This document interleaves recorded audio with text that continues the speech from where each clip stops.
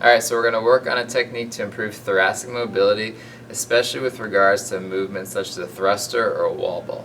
So we talk a lot about hip and ankle mobility with these movements, but another thing that's really important is being able to keep an upright torso when you're coming out of the bottom of the squat.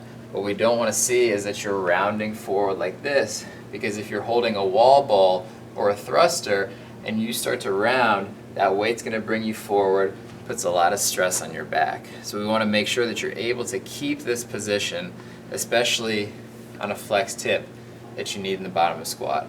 So what we'll do is we'll get into a position where you're in a lunging or a kneeling, and then sit back onto your hips. So now I'm in that flexed position that you would need for the squat.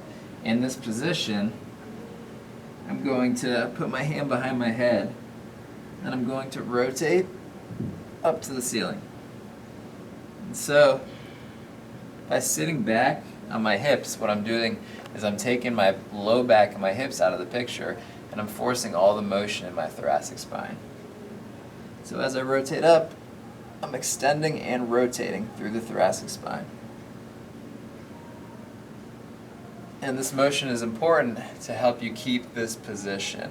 Ideally, do about 8 to 10 of these, trying to get yourself as close, your elbow as close to the ceiling as possible, and do this on both sides.